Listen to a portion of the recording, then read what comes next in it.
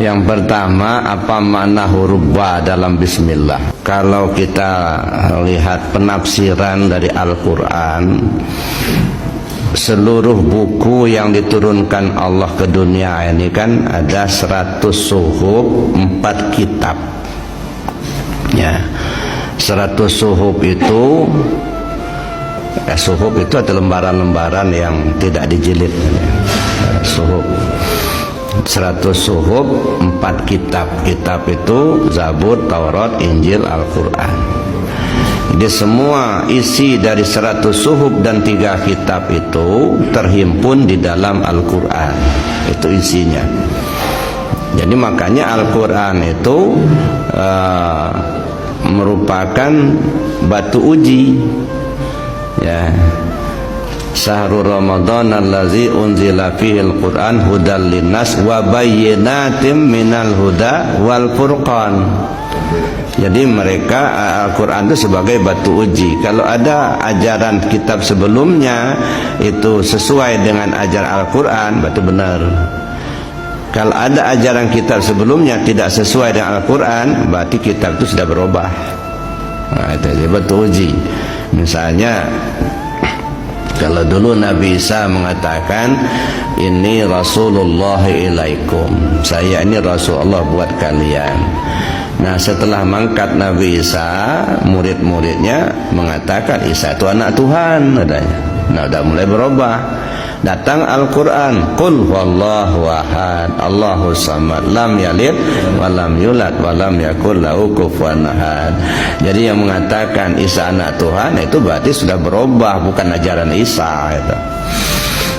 Jadi 100 suhuf dan 3 kitab sebelumnya terhimpun di dalam Al-Quran. Maksudnya isinya, isi Al-Quran itu terhimpun di dalam Al-Fatihah. Ya, kenapa? Karena Al-Fatihah itu terbagi 3 bagian. Ya, mulai Bismillahirrahmanirrahim, Alhamdulillah Rabbil Alamin, Ar-Rahmanirrahim, Malik Yaumiddin. Ini hanya untuk Allah saja nih, nggak ada untuk hamba. Enggak. Jadi artinya Al-Quran itu menceritakan tentang Allah dari sudut zat, sifat, asma dan afalnya. Itu satu. Mulai masuklah iyyaka na'budu wa iyyaka nasta'in. Nah, ini menceritakan hubungan manusia dengan Allah.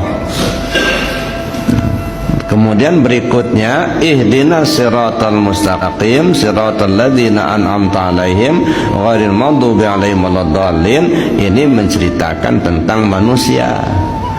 Karena yang diberi petunjuk kan manusia yang butuh petunjuk itu. Jadi Al-Quran itu isinya menceritakan dengan tingkah pola anak manusia di muka bumi.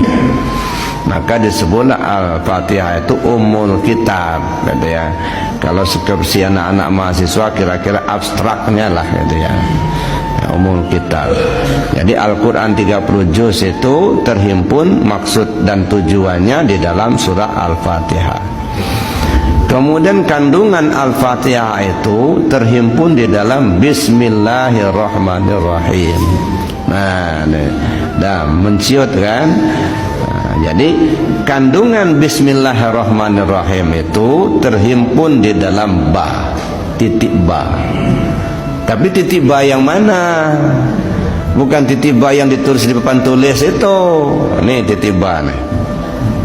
Nah, ini titik ba. Sebab ini ba, ini sin. Ini kan 3 giginya nih. Nah, di leher kita ini punggung ini. Nah, sin. Ini ujung sini mim, bismi gitu ya. Makanya di dalam Al-Quran dulu ada tulisan bismillah itu panjang. Set, nah panjang. Nah, ini melambangkan. Titik banyak ya, ini banyak. Artinya apa? Disinilah kalam Allah itu. Titik ba itulah yang disebut qalamullah.